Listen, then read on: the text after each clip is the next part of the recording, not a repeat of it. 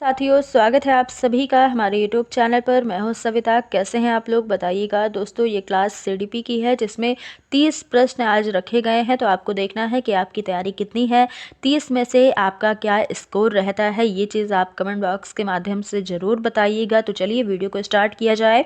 ये क्लास जो है ये यूपी टेट, सी टेट और अन्य टीचिंग परीक्षाओं के लिए बहुत ही ज़्यादा इम्पॉर्टेंट है। यहाँ पर जो सीडीपी के प्रश्न रखे गए हैं ये पिछली परीक्षाओं में पूछे गए हैं। तो दोस्तों, ये तो आप सभी को पता है कि प्रीवियस ईयर क्वेश्चन जो है ये कितने इंपॉर्टेंट होते हैं। तो चलिए देखते हैं आज का पहला प्रश्न क्या है।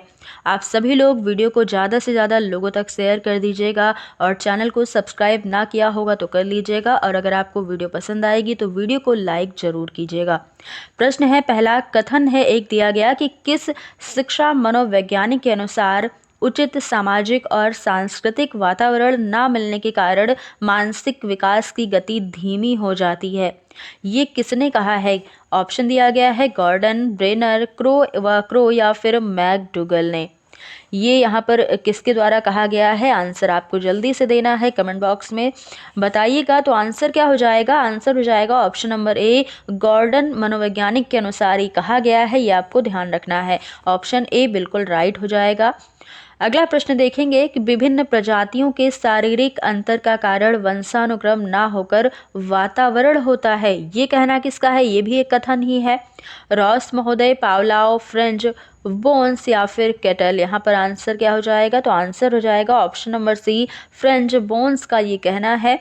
ये कथन है तो ऑप्शन सी आपको ध्यान रखना है। अगला प्रश्न है, ये भी एक कथन ही है। कथन लिखा है कि व्यक्तित्व के निर्माण में वंशानुक्रम की अपेक्षा वातावरण का अधिक प्रभाव पड़ता है। यह कथन किसके द्वारा दिया गया है? रॉस, क्रिश्मर, गॉर्डन या फिर कूले के अनुसार। ये कथन दिया गया है ऑप्शन नंबर डी, कूले के अनुसार। ये आपको ध्यान रखना है। ऑप्शन डी बिल्कुल करेक्ट चला जाएगा। अगला प्रश्न है कि बालक की शिक्षा किस पर निर्भर करती है?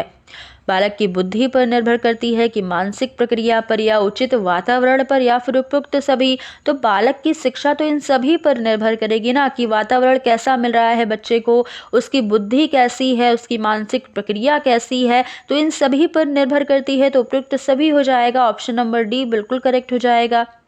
अगला प्रश्न है कि वातावरण बालक के व्यक्तित्व के किन अंगों पर प्रभाव डालता है?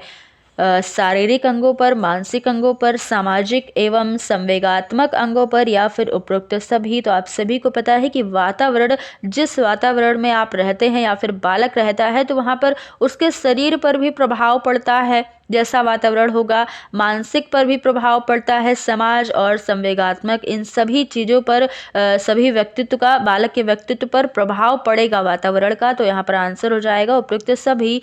ऑप्शन नंबर डी करेक्ट हो जाएगा। अगला प्रश्न देखिएगा कि बालक के विकास को कौन से कारक प्रभावित करते हैं? लालन पालन की दशाएं, सामाजिक वातावरण, विद्यालय की आंतरिक स्थितियां या फिर उपयुक्त सभी? तो आंसर यहाँ भी हो जाएगा उपयुक्त सभी। ऑप्शन नंबर डी, बालक के विकास में सारी चीजें जो यहाँ पर लिखी गई हैं, सारे कारक प्रभावित करते हैं। कैसा वातावरण है, विद्यालय की आंतरिक स्थितियाँ कैसी हैं, बच्चे का लालन पालन कैसी दशाओं में किया गया है, ये सारी चीजें बालक के विकास को प्रभावित जरूर करती हैं।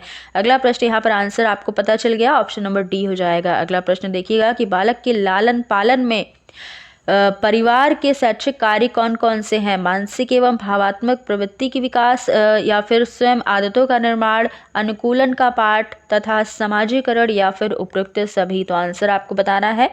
आंसर यहाँ पर हो जाएगा ऑप्शन नंबर डी, उपयुक्त सभी, बिल्कुल करेक्ट चला जाएगा।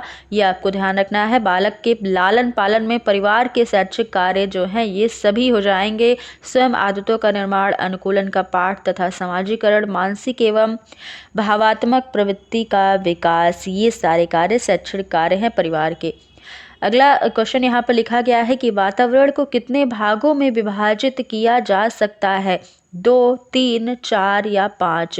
यहाँ पर आंसर हो जाएगा ऑप्शन नंबर ए, वातावरण को हम 2 तरीके से विभाजित कर सकते हैं। कैसे? तो एक आंतरिक वातावरण होता है और एक बाह्य वातावरण होता है।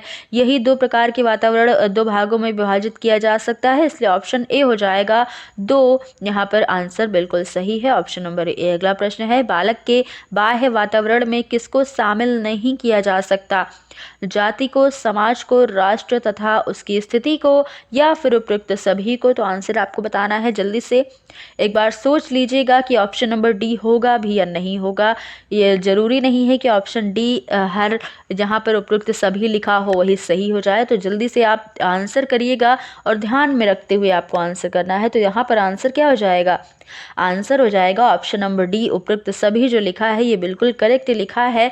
बालक के बाह्य वातावरण के अंतर्गत जो है ये सारी चीजें शामिल हैं, जाति, समाज, राष्ट्र और उसकी संस्कृति। आंसर यहाँ पर डी हो जाएगा। अगला प्रश्न है, शिक्षकों का व्यवहार बालकों के प्रति कैसा होना चाहिए? बहुत ही सरल होना चाहिए, स्नेहमयी होना चाहिए, सौम्य होना चाहिए या उपयुक्त सभी होना चाहिए? तो शिक्षकों का व्यवहार बालक के लिए सरल भी होना चाहिए, मतलब सारी चीज़ों का होना जरूरी है। टीचर के अंतर्गत अति सरल भी हो, स्नेहमयी भी हो, सौम्य भी हो, ये सारे स्वभाव शिक्षकों के होने चाहिए एक बालक के प्रति। तो ऑप्शन डी आपको ध्यान रखना है, करेक्ट हो जाएगा। अगला प्रश्न है कि किस आयोग की सिफारिश पर आंगनबाड़ी केंद्रों की व्यवस्था की गई है? कोठारी आयोग, मेहता आयोग, रंगराजन आयोग या तेंदुलकर समिति? आंसर बताना है आपको। यहाँ पर आंसर हो जाएगा ऑप्शन नंबर ए, कोठारी आयोग की सिफारिश पर आंगनबाड़ी केंद्रों की व्यवस्था की गई है। ग्रामीण क्षेत्र के बालकों की शिक्षा पूर्ति के लिए तथा पूर्व माध्यमिक शिक्षा के लिए कोठारी आयोग की सिफारिश पर के आधार पर शिशु क्रीड़ा केंद्र, जिसे हम आंगनबाड़ी कहते हैं, इसकी व्यवस्था की गई है। तो इसका अगर अन्य नाम पूछा जाए शिशु क्रीड़ा केंद्र भी कहा जा सकता है। अगला प्रश्न है, यहाँ पर देखिएगा आंसर आपको पता चल गया, ऑप्शन ए हो जाएगा। अगला प्रश्न है कि शिशु क्रीड़ा केंद्र बालकों में किन गुणों का विकास करते हैं? देखिए यहाँ पर पूछ भी लिया गया कि शिशु क्रीड़ा केंद्र, जैसे आपको मैंने पहले बता भी दिया है कि आंगनबाड़ी को ही कहते हैं, तो ये आपको आसानी से पता चल गया। अब इसका आंसर करिएगा। ऑप्शन दिया गया आत्मनिर्भरता, कलात्मकता, सृजनात्मक या फिर उपयुक्त सभी। तो आंसर हो जाएगा उपयुक्त सभी, ऑप्शन नंबर डी, शिशु क्रीड़ा केंद्र आंगनबाड़ी बालकों में स्वस्थ आदतों का निर्माण करते हैं, खेल खेल में आत्मनिर्भरता, कलात्मकता और सृजनात्मक इन सभी गुणों का विकास करते हैं। तो आंसर डी हो जाएगा। अगला प्रश्न है कि मानव समाज में अंतः प्रक्रिया का व्यापक आधार क्या है? संचार है, संप्रेषण है, संचार एवं संप्रेषण है या उपयुक्त में से कोई भी नहीं है? तो आंसर को क्या हो जाएगा? आंसर हो जाएगा संचार एवं संप्रेषण। ये दोनों क्या है? मानव समाज में अंतः क्रिया का व्यापक आधार है, बहुत बड़ा आधार है। ऑप्शन सी बिल्कुल करेक्ट चला जाएगा। अगला प्रश्न है कि जनसंचार के कौन से माध्यम है? रेडियो व टेलीविजन, सिनेमा, समाचार पत्र और विज्ञापन या फिर उपयुक्त सभी? तो आंसर हो जाएगा उपयुक्त सभी। आप सभी को पता है कि जनसंचार के माध्यम जो है ये सभी हैं, रेडियो के द्वारा, टेलीविजन, समाचार पत्र, विज्ञापन, सिनेमा, ये सारी चीज़ें यहाँ पर हो जाएंगी। अगला प्रश्न देखिएगा, शैक्षिक दूरदर्शन छात्रों को किस प्रकार सहायता प्रदान करता है?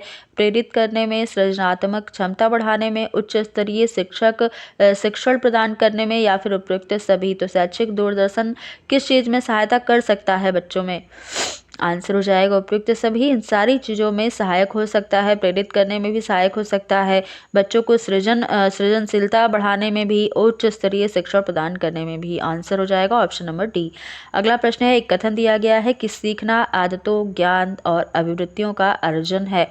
यह किसने कहा? रॉस ने कहा, स्किनर ने, क्रो ने या फिर मैकडुगल ने कहा? ये आंसर आपको बताना है। तो यहाँ पर ये कथन, जितने भी कथन आज की क्लास में दिए गए हैं, लगभग 7 से 8 कथन होंगे जो आपको अलग से नोट कर लेने हैं। ये सारी चीज़ें, क्योंकि ये कभी ना कभी आपको परीक्षा में देखने को जरूर मिलेंगे, तो ये आपको रट लेना है, याद कर लेना है। मैं तो ये कहूँगी कि आप इन सभी जो कथन वाले प्रश्न हैं ये आपको अलग से लिख करके अपने जहाँ पर आप पढ़ते हो वहाँ पर लिख करके आप चिपका लीजिए दीवार पे, जिससे आपको आपकी नज़र पड़ती रहे उस पर और आपको याद रहता है ये इस तरीके से। तो यहाँ पर देखिएगा आंसर क्या हो जाएगा? आंसर हमारा हो जाएगा ऑप्शन नंबर सी, क्रो के अनुसार ये कथन दिया गया है। अगला कथन है, सीखना व्यवहार में उत्तरोत्तर सामंजस्य की एक प्रक्रिया है। केटल ने कहा, स्किनर ने कहा, क्रैशमर ने कहा या फिर ब्रूनर ने कहा? तो ये आंसर है यहाँ पर हो जाएगा ऑप्शन नंबर बी, स्किनर ने ये कथन दिया है। सीखना व्यवहार में उत्तरोत्तर सामंजस्य की एक प्रक्रिया है। ऑप्शन बी बिल्कुल राइट हो जाएगा। अगला प्रश्न है कि सीखने की विशेषताएं क्या हैं?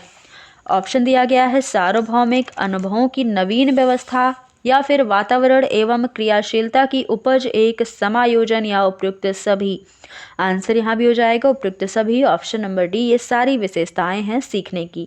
अगला प्रश्न देखिएगा, अधिगम को प्रभावित करने वाले कारक कौन कौन से हैं? बालक का शारीरिक व मानसिक स्वास्थ्य, परिपक्वता एवं सीखने की इच्छा, प्रेरणा एवं विशेष सामग्री का स्वरूप, या फिर उपयुक्त सभी। तो आंसर बताना है आपको। आंसर यहाँ भी ऑप्शन नंबर डी उपयुक्त सभी हो जाएगा। ये आपको ध्यान रखना है। देखिए, मैं आपको ये अगर बता दूं कि उपयुक्त सभी ऑप्शन नंबर डी हो जाएगा, फिर भी आपको ये सारे ऑप्शन एक बार पढ़ लेना है कि उपयुक्त सभी तो लिखा है, लेकिन इसके अंतर्गत लिखा क्या है, आखिर ये क्या है जो चीज़ें यहाँ पर उपयुक्त सभी कह करके आंसर दे दिया गया। तो कौन कौन से कारक हैं अधिगम को प्रभावित करने वाले, तो ये आपको ऑप्शन अच्छे से रीड कर लेना है एक बार। अगला प्रश्न देखिएगा, अधिगम की कुछ प्रभावशाली विधियां हैं करके एवं अनुकरण द्वारा सीखना, निरीक्षण करके एवं परीक्षण करके सीखना, सामूहिक विधियों एवं प्रोजेक्ट विधि, या फिर उपयुक्त सभी। तो आंसर हो जाएगा क्या यहाँ पर, आंसर यहाँ पर क्या हो जाएगा, क्या पूछा, आंसर यहाँ पर बी हो जाएगा, निरीक्षण करके सीखना। ये हमारा बिल्कुल सही, सॉरी निरीक्षण यहाँ पर नहीं होगा, आंसर हमारा ऑप्शन नंबर डी ही हो जाएगा। ये मैंने आपको बता दिया था कि शिक्षक छात्र के लिए आदर्श स्वरूप अगर होता तो वहाँ पर निरीक्षण हो जाता, सॉरी अनुकरण हो जाता। तो इसलिए यहाँ पर आंसर हमारा हो जाएगा उपयुक्त सभी, ऑप्शन नंबर डी सही हो जाएगा। देखिए, अगर आपको लग रहा हो कि आप ही गलती कर रही है, तो दोस्तों देखिए, गलती तो इंसान से ही होती है, लेकिन उसको सुधारने का अगर हम प्रयास कर लें तो वो चीज़ें ज़्यादा सही रहती हैं। तो आपको आंसर पता चल गया है। अब देखिए अगला प्रश्न, अनुकरण करके सीखने की प्रक्रिया कब से प्रारंभ हो जाती हैं?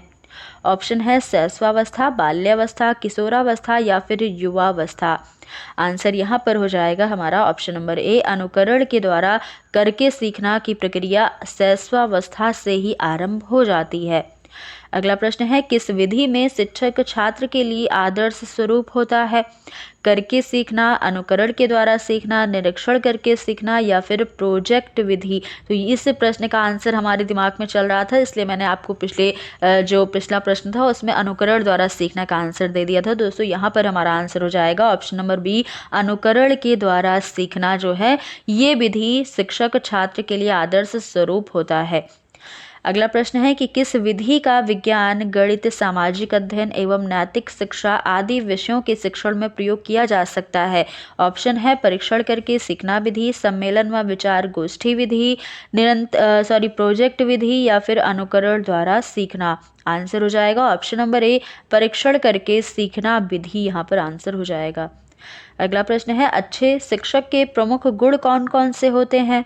गतिविधियों के निर्माण की क्षमता, स्पष्ट निर्देश एवं बच्चे की मानसिक क्षमता पहचानना, निरंतर सीखने वाला एवं विषय वस्तु का पर्याप्त ज्ञान, या उपयुक्त सभी। तो आंसर उपयुक्त सभी हो जाएगा। ये सारे गुण अच्छे शिक्षक के होते हैं। अगला प्रश्न है, थॉर्नडाइक द्वारा प्रतिपादित सीखने का प्रमुख नियम है तत्परता का नियम, अभ्यास का नियम, प्रभाव का नियम, या फिर उपयुक्त सभी। तो आप सभी को पता है कि थॉर्नडाइक के द्वारा 3 मुख्य नियम बताए गए हैं सीखने के, तत्परता का नियम, अभ्यास और प्रभाव का नियम। तो उपयुक्त सभी यहाँ पर राइट हो जाएगा। ये तीनों नियम थॉर्नडाइक के मुख्य सीखने के नियम है। अगला प्रश्न है कि थॉर्नडाइक ने उपयोग का नियम एवं अनुप्रयोग का नियम किसे कहा है? ऑप्शन ए है अभ्यास से सीखने के नियम को उपयोग का नियम एवं बिना अभ्यास के सीखने के अनुपयोग का नियम। अगला है अभ्यास से सीखने के नियम को अनुपयोग का नियम एवं बिना अभ्यास से सीखने को उपयोग का नियम कहा, या फिर ए एवं बी दोनों सही है, या फिर उपयुक्त में से कोई भी सही नहीं है। तो आंसर हो जाएगा ऑप्शन नंबर ए, थॉर्नडाइक ने अभ्यास से सीखने के नियम को उपयोग का नियम और बिना अभ्यास के सीखने को अनुपयोग का नियम बताया है। ऑप्शन ए आपको ध्यान रखना है। अगला प्रश्न है कि थॉर्नडाइक ने सीखने के कितने गौड़ नियम का प्रतिपादन किया? अभी तक आपने देखा था 3 जो थे वो मुख्य नियम थे, लेकिन इनके द्वारा जो सीखने के गौड़ नियम दिए गए हैं उनकी संख्या कितनी है? 3 है, 4 है, 5 है, या फिर 6 है? तो उनकी संख्या 5 हो जाएगी। अब बात आती है कौन कौन से। तो पहला है मनोवृत्ति का नियम, दूसरा है बहु अनुक्रिया का नियम, तीसरा है आंशिक क्रिया का नियम, चौथा है अनुरूपता का नियम, और 5वां है संबंधित परिवर्तन का नियम।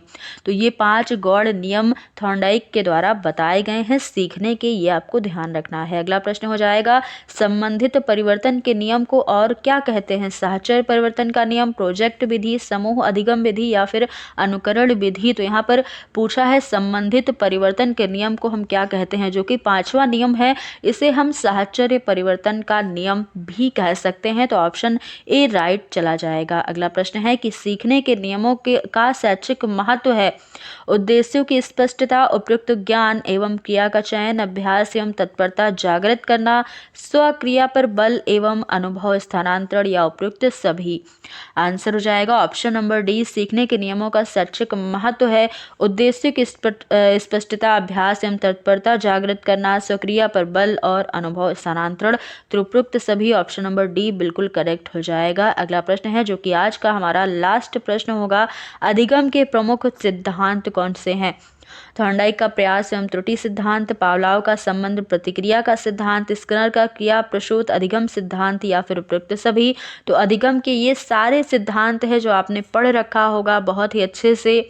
थॉर्नडाइक का सिद्धांत, पावलाव का और स्किनर का, इन सारे सिद्धांतों को आपने बहुत अच्छे से पढ़ रखा होगा। एक और है कोहलर का जो सिद्धांत है वो भी अधिगम का सिद्धांत है। तो आपको याद रखना है इन सभी सिद्धांतों को अच्छे से पढ़ करके, क्योंकि इन सभी सिद्धांतों से प्रश्न भी बनते हैं, बहुत अच्छे लेवल के प्रश्न बनते हैं। तो यहाँ पर आपको याद रखना है ऑप्शन डी बिल्कुल राइट हो जाएगा। तो दोस्तों ये थे हमारे आज के 30 प्रश्न। आई होप आपने सभी प्रश्नों को बहुत अच्छे से किया होगा और आपका स्कोर बहुत अच्छा बन रहा होगा, यानी कि बहुत अच्छे से आपने सभी प्रश्नों को सॉल्व कर लिया होगा। तो दोस्तों बताइएगा कि आपको अब ये क्लास कैसी लगी है। कमेंट बॉक्स में अगर कोई डाउट होगा तो ज़रूर पूछिएगा। तो दोस्तों फिर मिलते हैं अगली क्लास में कुछ नए प्रश्नों के साथ। तब तक के लिए धन्यवाद।